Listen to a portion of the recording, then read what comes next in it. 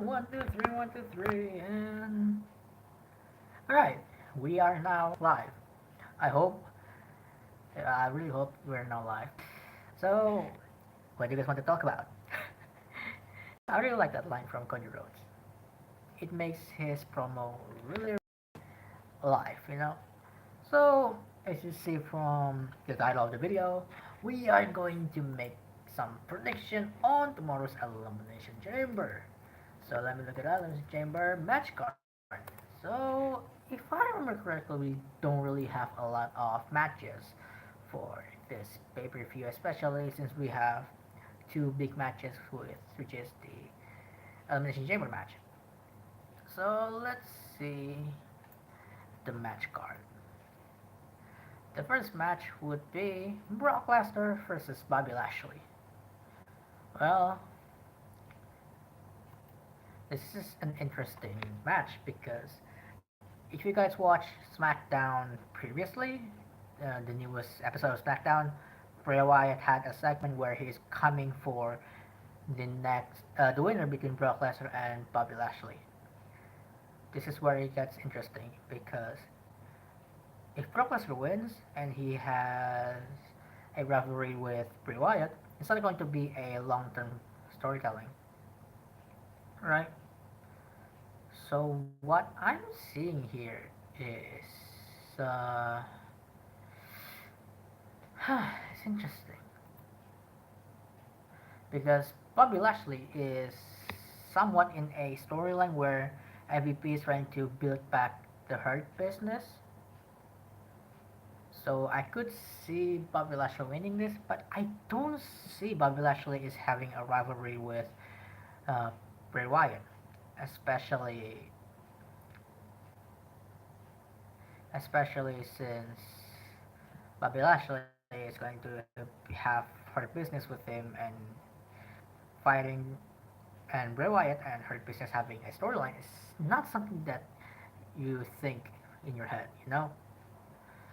So it's hard. It's hard. Another option would be no contest, but that sounds lame. That sounds really lame. If it's no contest, then they're going to expand this rivalry to WrestleMania, which is something that I think might happen. But since Bray Wyatt already set an eye for the winner of this match, the possibility of having another match between Brock Lesnar and Bobby Lashley at WrestleMania is really, really small. So, what I'm seeing is Brock Lesnar is winning. That's what I'm seeing. Bobby Lashley is going to get help from MVP and the other members of the Hurt Business, but it went sideways, it went awry. That's how Bobby Lashley would lose. And then Brock Lesnar wins. And then Brock Lesnar is going to have another match on WrestleMania against Bray Wyatt. So if I look up uh, Brock Lesnar, Bray Wyatt, WrestleMania 32. So I'm pretty sure they had a match on WrestleMania 32 with Brock Lesnar and Bray Wyatt.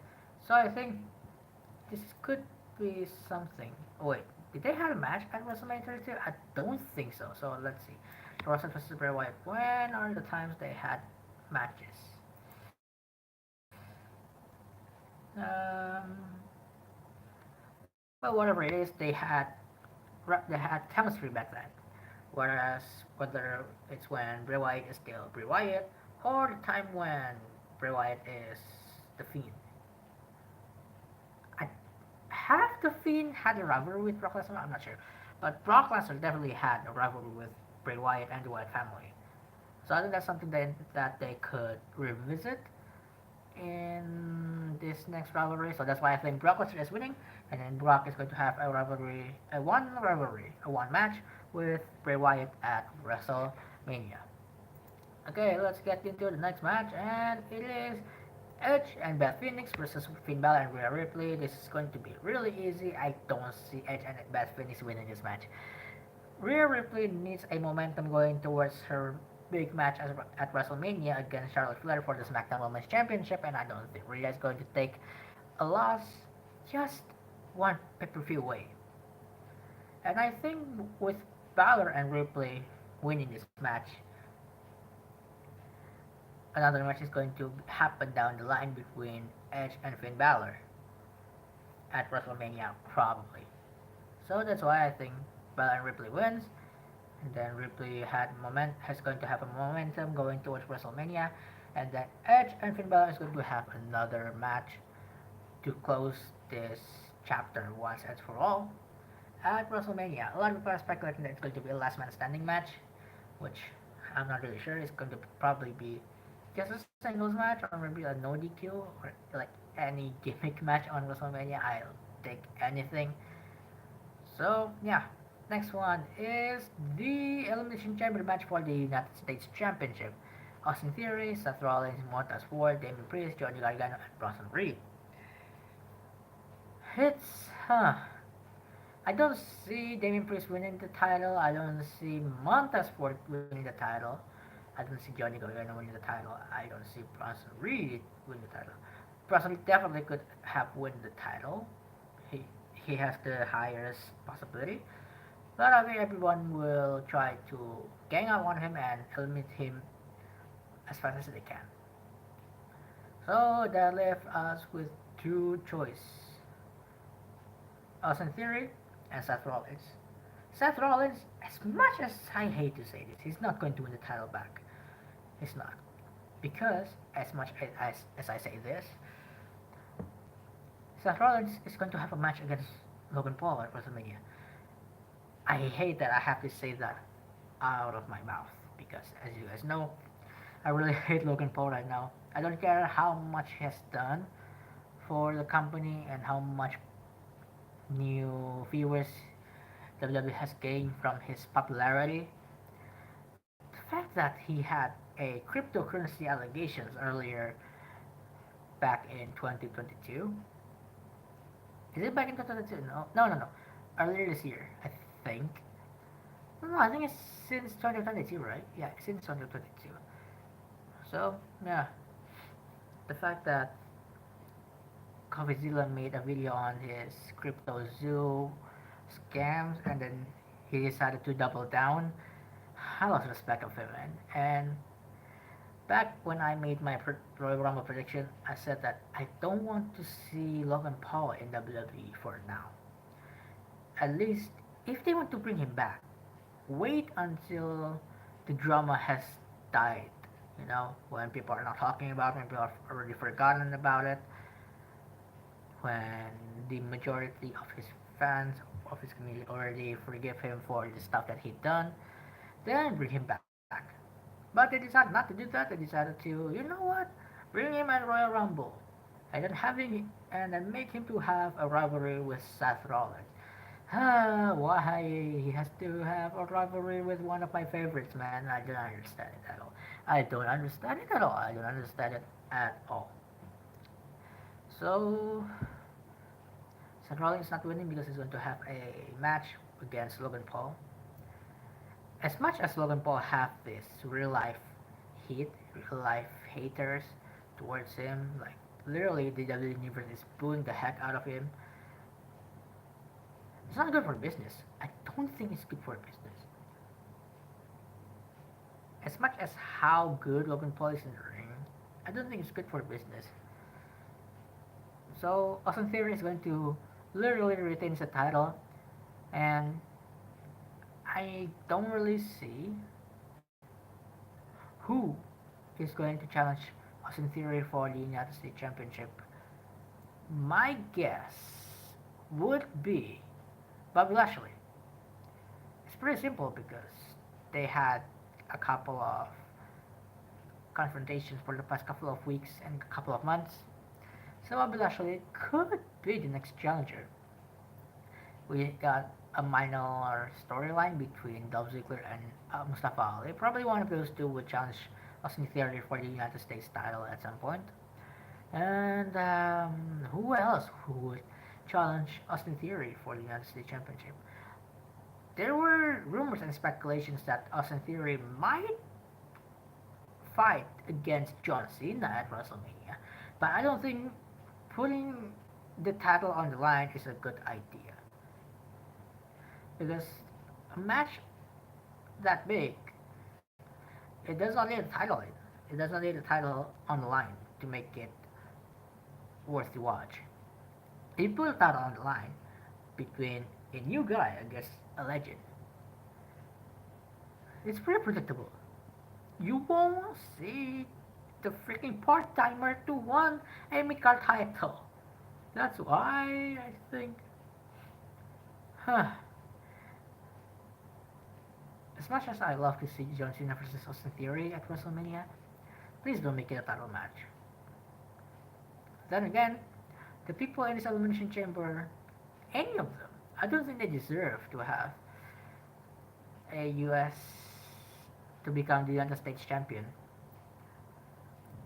Like Montez Ford, if Montez wants it, it would hurt the credibility of um, Street Profits. If Damien Priest wins it, he would be the only one in the Judgment Day to win the title. Johnny Gargano, he's still new in the main roster, and not a lot of people are backing him up, despite him being one of the greatest wrestler in our era. And Bronson Reed is still new. He's still new. As much as I love his finishing move, he's still new in the main roster. People need to see why he is a worth candidate to be United States champion. None of these members, none of these people in the Elimination Chamber have what it takes to become the United States champion for now. So that's why Santiago is retaining for the person who's going to challenge him for the title is going to be Bobby Lashley. That's my guess. And then next one is the Elimination Chamber match for a shot at the Raw Women's Championship at WrestleMania. We have Asuka, Liv Morgan, Nikki Cross, Raquel Rodriguez, Natalia, and Carmella. This one is easy. Asuka had a change of character back in Royal Rumble, even though maybe a lot of casual viewers does not know who what the character Asuka is playing, but a lot of people who have seen her work outside of WWE back in Japan, like years back, they know this character is a representation of her former gimmick, which is a character named Kana. This is like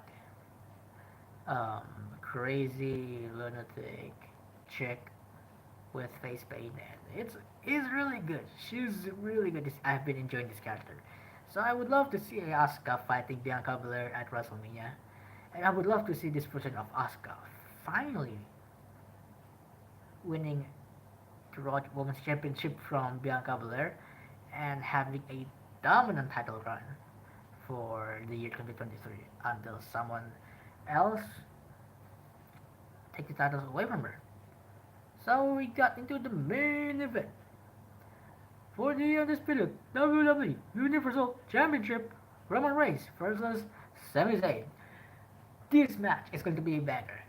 Sami Zayn has the home turf advantage with the people of Montreal having his back for the whole night.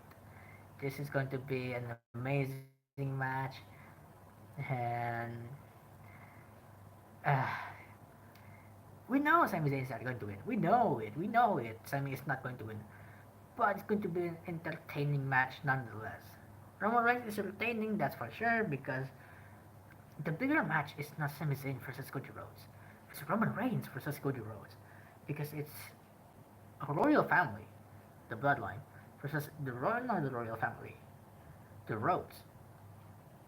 That's why Roman Reigns is entertaining. Despite Sami Zayn losing the match, I think he's going to have help from Kevin Owens and maybe Jey Uso. Maybe Jey Uso, because Jey Uso is the only person in the bloodline that has his back. Jey Uso is the only person that literally cool with Sami Zayn betraying the bloodline. He is the only one that's cool.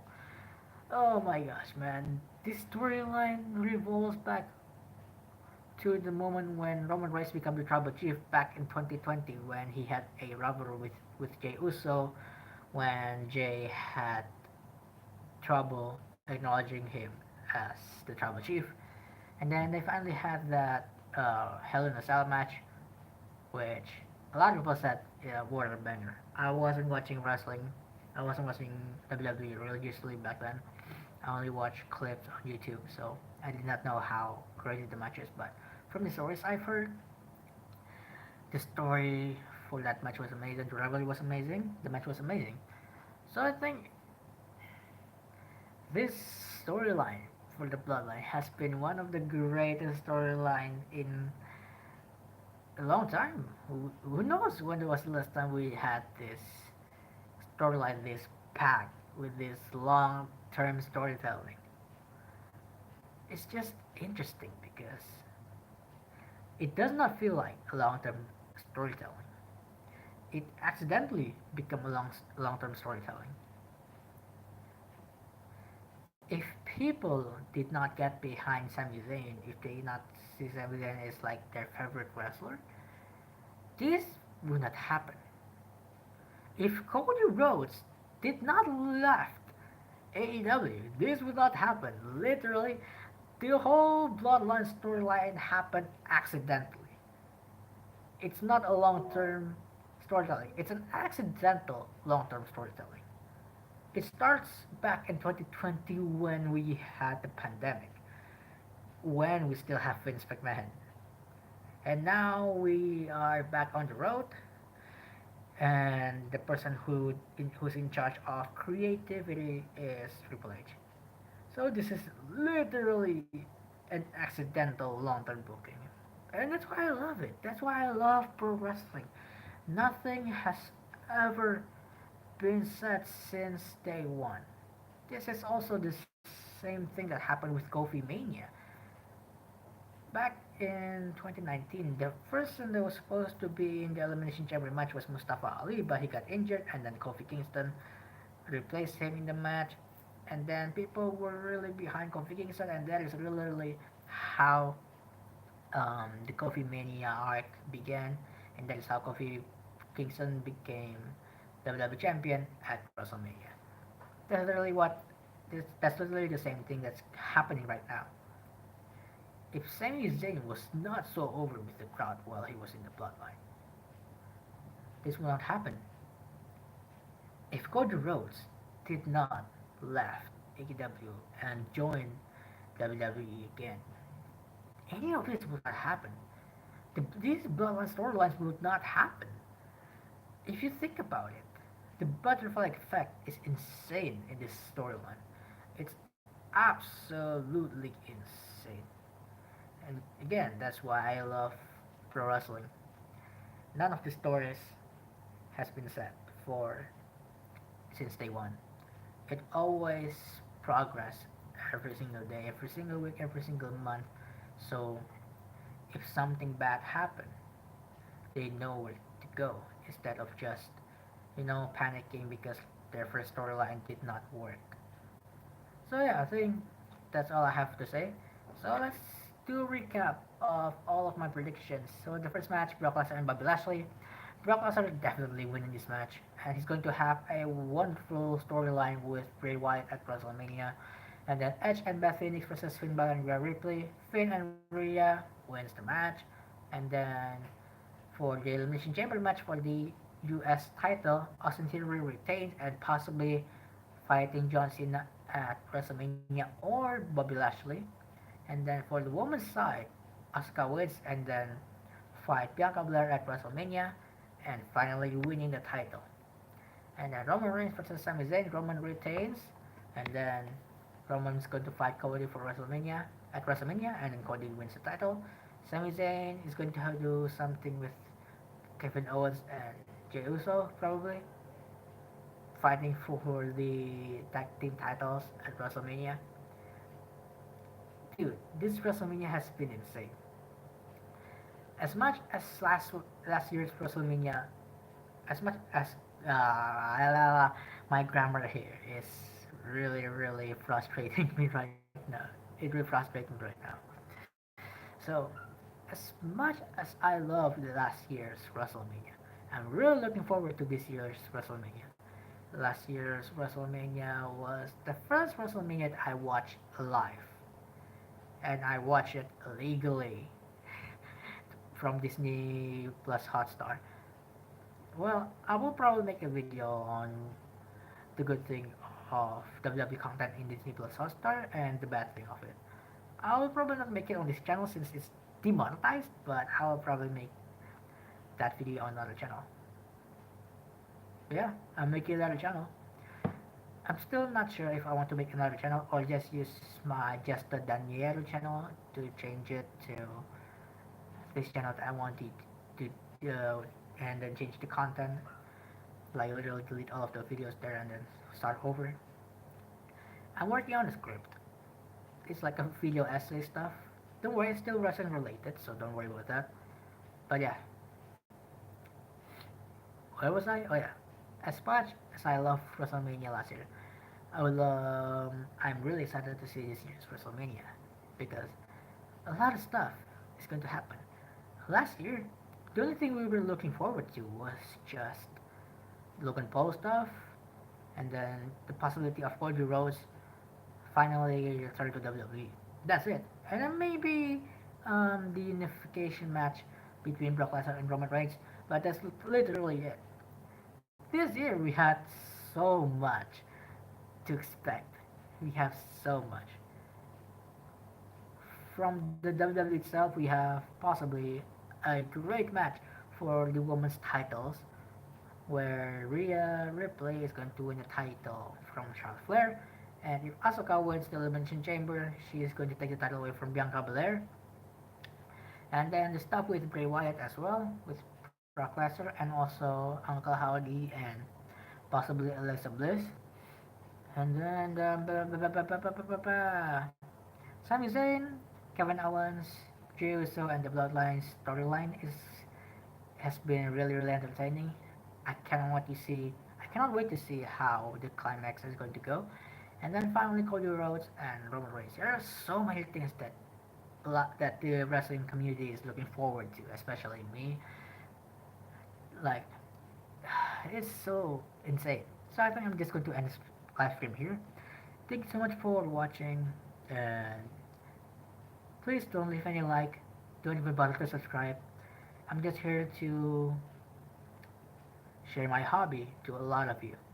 I'm not doing it for money anymore. So yeah, don't even bother. Just if you actually enjoy it, just watch it. I don't know what I'm saying anymore. I'm just going to end this live stream right now. Thank you so much. My name is Defaja, and I'm signing out.